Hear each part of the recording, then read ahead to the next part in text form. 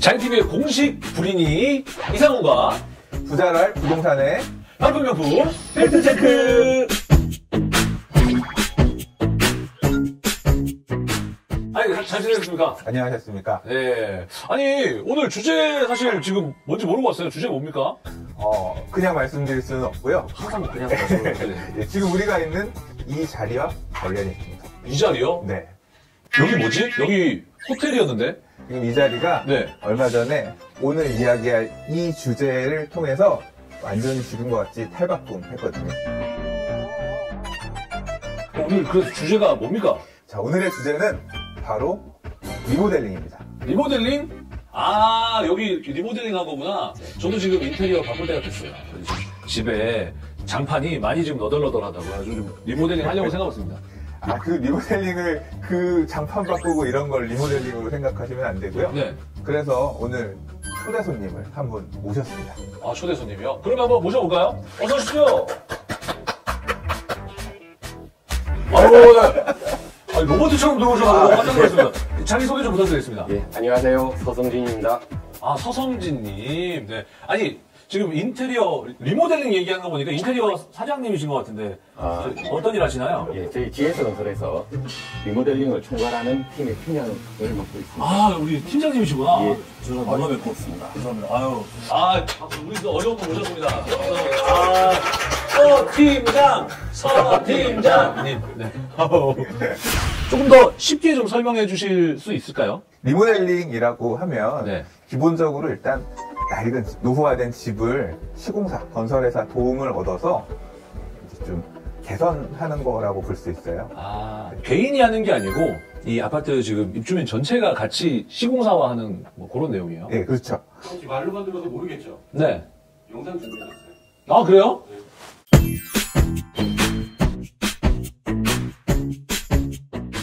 아, 여기가 27년 된 아파트입니다. 그래도 또 한강뷰고, 네. 아, 진짜 옛날 아파트 감성이 있네요. 출입구부터. 아우, 페인트 빨리 칠해야 되겠다, 저기. 배관들도 많이 지금 좀 노후가 돼 있는 것 같고요. 요즘 아파트 느낌은 확실히 아닌 것 같아요. 네. 저런 아파트들이 주차장 지하에 되잖아요. 그러면 바로 연결이 안 돼 있고 다시 계단 통해서 올라가서 또 집으로 들어가야 되고 주차 공간도 굉장히 지금 많이 없네요.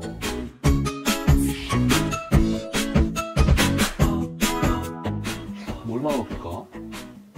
어? 아, 잠깐만, 지금 작살 들었어. 저렇게 변한다고요? 우와!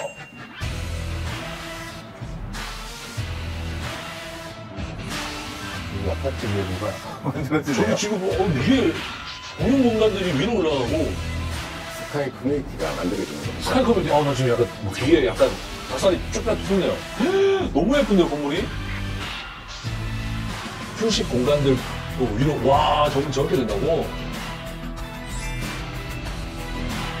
한강뷰인데 한강뷰를 많이 못 즐기셨을 거 아니에요. 근데 위에서 이제 운동하고 피지컬하게 생기고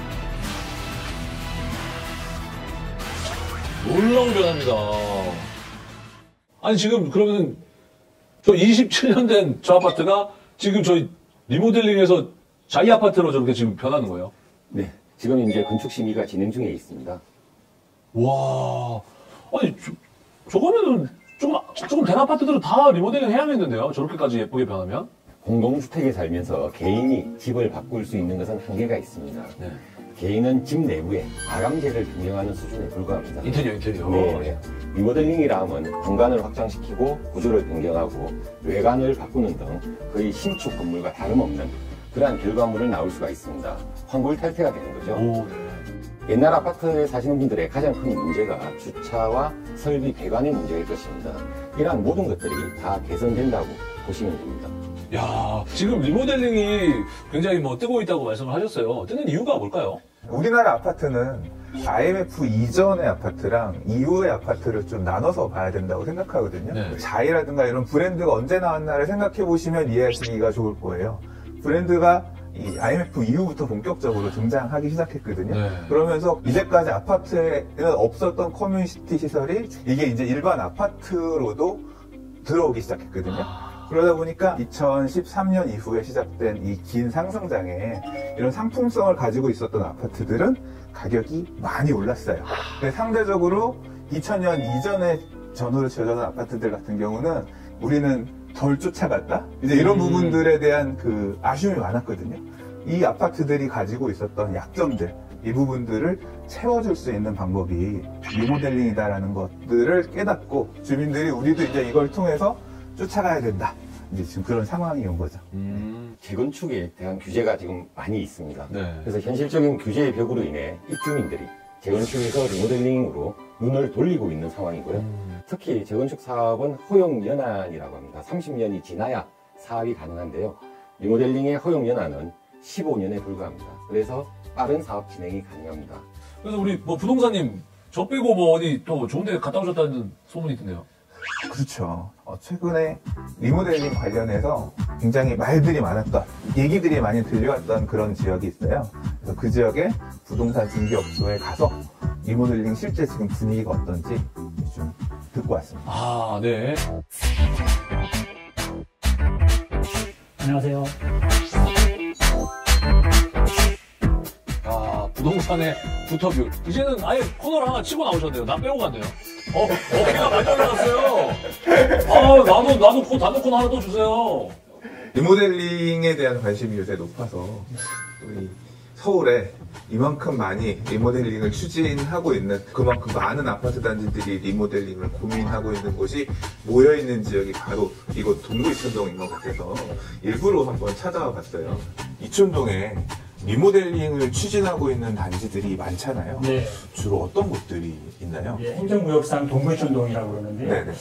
만 세대 조금 넘어요. 근데 이제 지금 리모델링을 추진 중인 단지가 무려 5,500세대.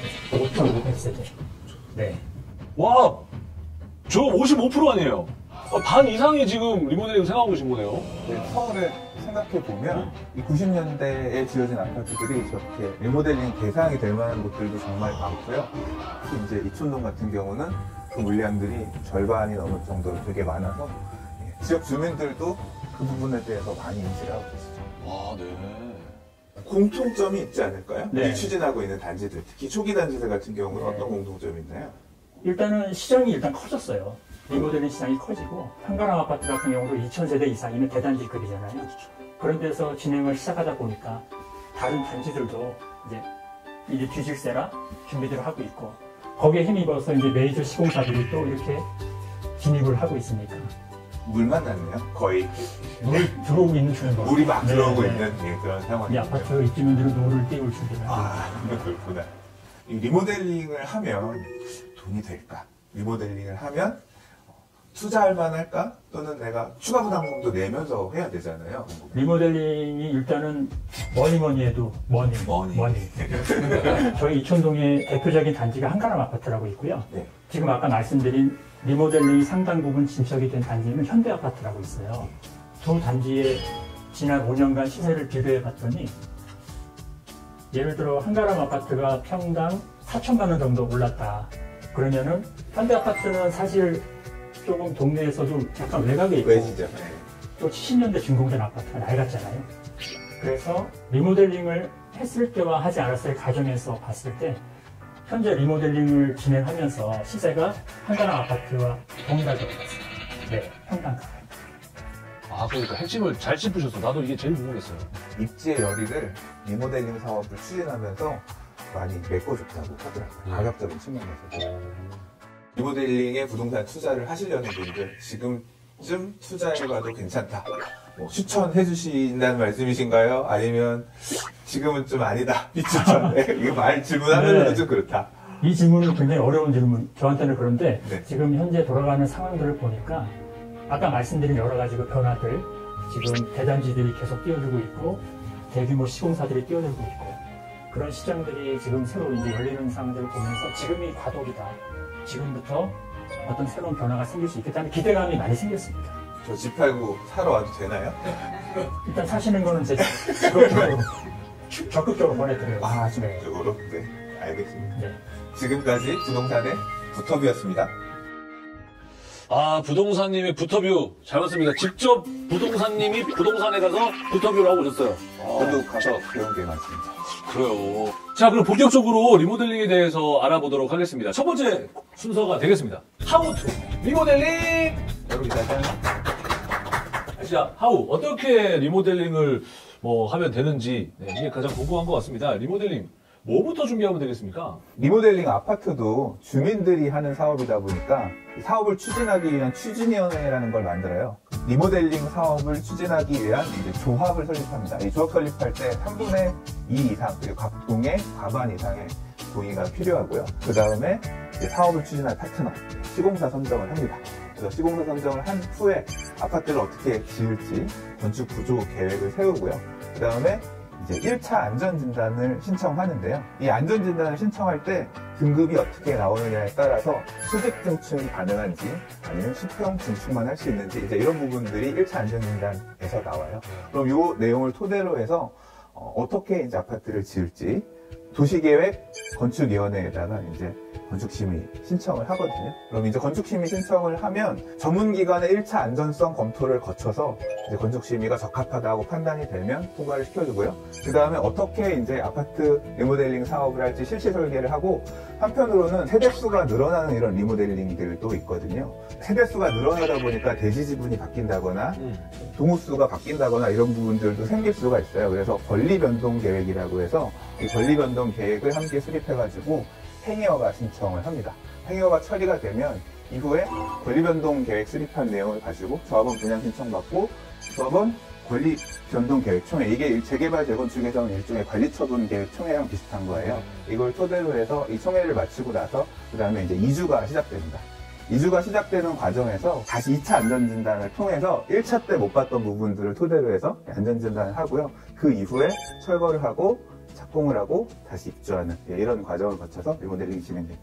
아니 그러면 아까 수평 중축, 수직 중축 말씀하셨는데 거기에 대해서 좀 자세히 좀 설명을 해주세요. 리모델링이 확장되는 범위에 따라서 1세대, 2세대, 3세대 리모델링으로 분류를 한번 해봤습니다. 네. 1세대 리모델링은 2001년부터 11년까지 해당이 되고요. 그림을 보시면 아시겠지만 앞, 뒤에, 전, 후면의 단순 확장만 해당이 됩니다. 1층은 필로티로에서 띄워줍니다. 그럼 최상층이 한 개층이 올라가는 그런 구조가 되는 거고요. 2세대 리모델링은 별동 정축이라고 하는데요. 별동 정축이라 하면 단지 내 여유 부지에 그 아파트 한 동이나 라인을 신설하는 겁니다. 그래서 세대수 증가도 이제 기존 세대수보다 10% 이내에서 증가가 가능하게 만들었습니다. 이제 2014년 이후 드디어 수직 정축이 허용이 되는데요.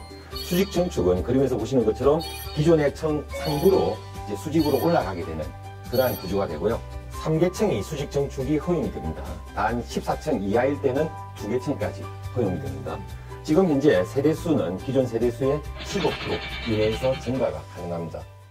아니 지금 보시는 분들 막 계속 궁금하신 질문들이 많으실 것 같아서 저희가 온라인상의 궁금증을 한번 모아봤습니다. 바로 무엇이든 물어보자잉.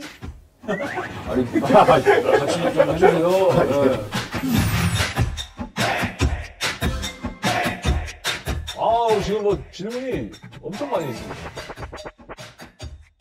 아니 지금 많은 질문들이 있는데 사실 이 중에서 저는 저 질문이 가장 궁금합니다.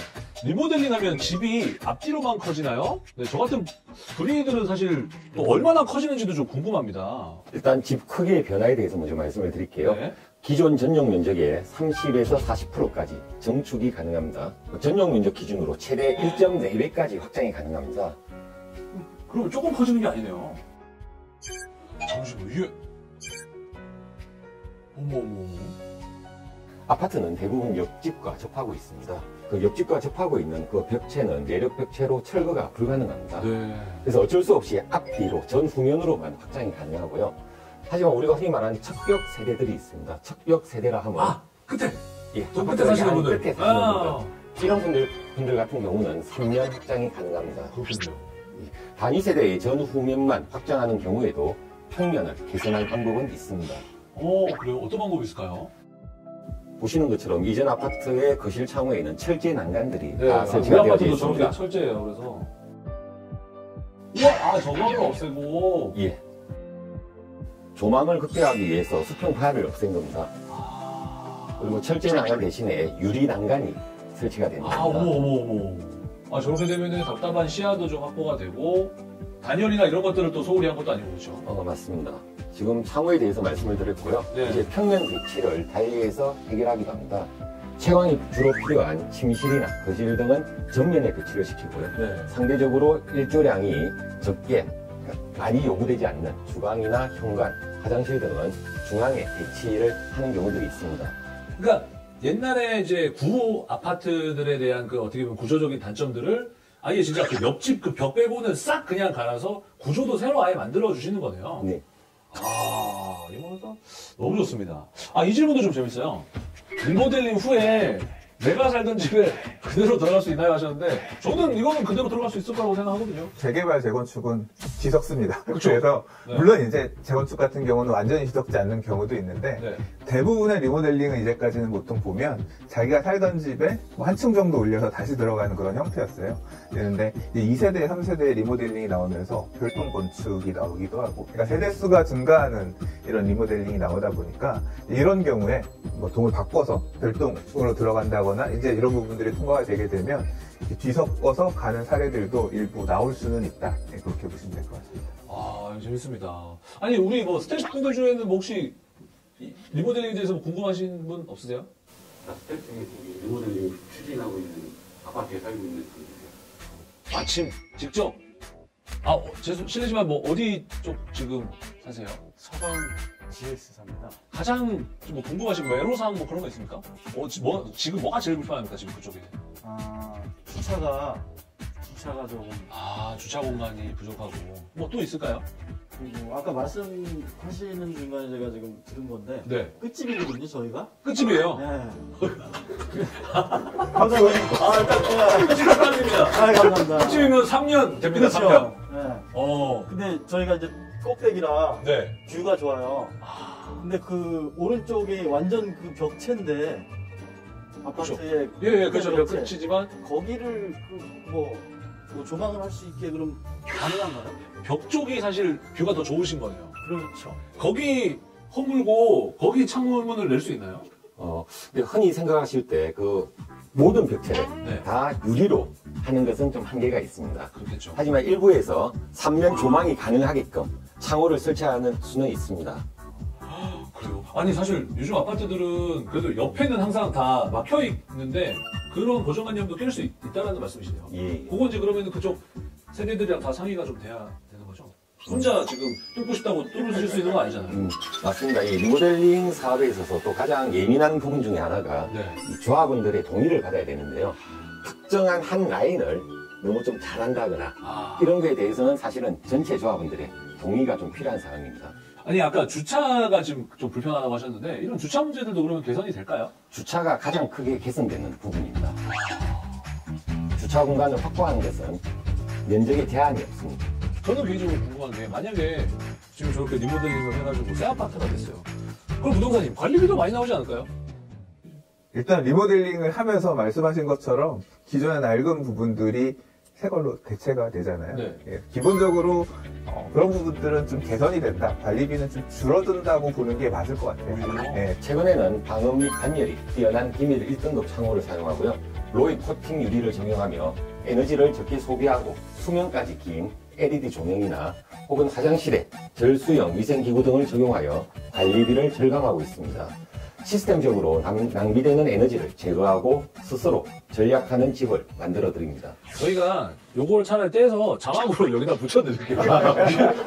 한 글자도 안 들리시고 저거를 정확하게 말씀하셔가지고 굳이 피디님 이거 빨리 돌리고 여기 자막으로 이렇게 좀 해주세요.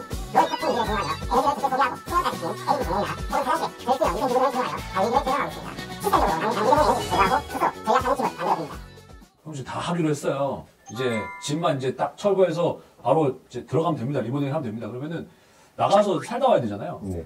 몇 년 살다 와야 됩니까? 통상적으로 신축하는 아파트가 공사 기간을 한 3년 정도 보고 있습니다. 네. 네, 리모델링은 철거의 난이도가 있기 때문에 이주 나간 시점부터 철거부터 입주 시까지 한 4년 정도 보시면 될 것 같습니다. 아, 그렇군요. 가장 중요한 거, 리모델링 비용 얼마나 듭니까? 많이 아니, 들겠죠. 왜냐면은 집 인테리어도 사실 그렇게 돈이 많이 드는데. 일반적으로 이제 리모델링 공사비가 좀 저렴할 거다라는 생각들을 많이 하시는데요. 사실은 그렇지 않습니다. 이 재건축은 전체를 철거를 하고 건물을 올리는 방법이고요. 네. 리모델링은 부분 철거가 들어가야 됩니다. 네. 그러니까 철거의 난이도가 있고요. 구조적으로 또 보강이 들어가야 됩니다. 그리고 지금 현재 리모델링이 진행 중인 단지들 중에서 네. 소규모 단지들이 많이 있습니다. 그런 단지들은 상대적으로 큰 단지보다 공사비 단가가 좀 올라가는 그런 부분이 있습니다. 아, 그러네요. 철거 난이도까지는 생각을 못했습니다. 아니, 그러면은 아까 뭐 이제 우리가 이름을 잘 들었을 때 모르는 아파트에 살고 있어요. 근데 GS에서 아파트를 리모델링을 해줬어요. 그럼 얘는 이름이 어떻게 되는 겁니까? 맨날 원래 그 옛날 아파트 이름을 가지고 있는 겁니까? 아닙니다. 현재까지 준공한 리모델링 단지는 네. 건설사 브랜드에 맞추어서 모두 이름이 바뀌었습니다. 아, 내가 이렇게 들어올 땐 아니었지만 나중에 자인 산다니. 이거 사실. 네, 아유, 두 분 오늘 너무나 감사합니다. 네, 오늘은 리모델링에 대해서 알아봤습니다. 어디에서도 알려주지 않은 최신 정보들 알려드렸다고 생각을 하고요. 앞으로도 이런 정보들 놓치지 않으시려면 어떻게 해요? 발품 명품 팩트체크를 보시면 되겠습니다. 발품 명품 팩트체크는 어디서 나오나요? 네, 자기TV 구독과 좋아요 부탁을 드리겠습니다. 자, 그러면 저희는 또 다음 시간 찾아오도록 할게요. 여러분, 안녕히 계세요.